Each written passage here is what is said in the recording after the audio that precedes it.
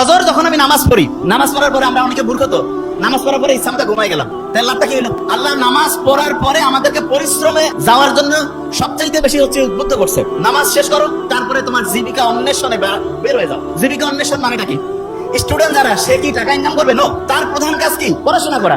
তাই আমি ফজরের নামাজ যখন পড়লাম, তারপরে আমার প্রথম কাজ কি হবে? পড়াশোনা করা। কি করা? পড়াশোনা। পড়াশোনার ক্ষেত্রে সবচেয়ে ভালো বুদ্ধি যেটা, সেটা হচ্ছে আগে কোরআন পড়ে নিব। যেমন প্রফেসর মুখতার আহমেদ স্যার বলছেন, আমি তো শুনে খুব মজা লাগলো আজকে, যে আবু হুরায়রা রাদিয়াল্লাহু তাআলা আনহুর যে খেয়াল থাকতো না, তখন মুহাম্মদ সাল্লাল্লাহু আলাইহি ওয়াসাল্লাম এসে বলল যে আমার তো খেয়াল থাকে না। মুহাম্মদ সাল্লাল্লাহু আলাইহি ওয়াসাল্লাম কি করলেন? তার শরীর থেকে চাদরটা খুলে নিলেন, বলল যে এটা মাটিতে বেছাও। এরপর মুহাম্মদ সাল্লাল্লাহু আলাইহি ওয়াসাল্লাম একটু সেখানে দোয়া পড়ে একটা ফু দিলেন, বা ওনার হচ্ছে লালার থেকে কিছু জিনিস দিলেন। এরপরে ওই চাদরটা গুটা করলেন, শরীরে রাখো। এরপরে ওই আবু হুরায়রা কি বললো? যা আমি পড়ি তাই আমার খেয়াল থাকে, ঠিক আছে? আবু হুরায়রা খেয়াল থাকতো না, তার মানে মানুষের মুহাম্মদ সাল্লাল্লাহু আলাইহি ওয়াসাল্লামের এই যে অসাধারণ একটা মানে বরকতের পূর্ণ, অসাধারণ একটা হচ্ছে যে দোয়ার বরকতে তার স্মরণ শক্তিটা অন্য লেভেলে চলে গেছে না? তাহলে আমরা যারা এখানে স্টুডেন্টরা আছি, আল্লাহর কাছে কিন্তু মুহাম্মদ সাল্লাল্লাহু আলাইহি ওয়াসাল্লাম তো নাই, কিন্তু তার শেখানোর রাস্তায় আমরা কিন্তু আল্লাহর কাছে চাইতে পারি। প্রথম যে কাজটা করবো সেটা হচ্ছে কোরআন পড়া। প্রথম কাজটা কি? আচ্ছা, এবার আমি বলি আগে। ব্রেইনে যে পানিটা আছে, এটার কারণে ব্রেইনের ওজনটা কত গ্রাম হয়?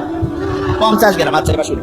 সকালে উঠে কোরআন শরীফ পড়ে যদি আমি বই পড়ি, লাভটা কি সেটাকে বুঝতে হবে। কোরআন শরীফ যখন আমি পড়বো, নিউ ইয়র্ক টাইমস এর নাম শুনছি আমরা। নিউ ইয়র্ক টাইমস একটা খুব বড় রকমের হচ্ছে পত্রিকা, সেখানে একটা আর্টিকেল ছাপানো হয়েছে এরকম, যে ব্রেইনটা এমন একটা অবস্থা আছে যে অবস্থায় বসলে পড়ে 1 ঘন্টায় 5 থেকে 10 ঘন্টার পড়া যায়। 1 ঘন্টায়, এই যে লাস্ট বেঞ্চ, ওই যে লাস্ট বেঞ্চ, 1 ঘন্টায় 5 থেকে 10 ঘন্টার পড়া যায় 1 ঘন্টায়। এবং সেই অবস্থাটা তার একটা নাম দিয়েছে, কি নাম? Flow state. কি নাম?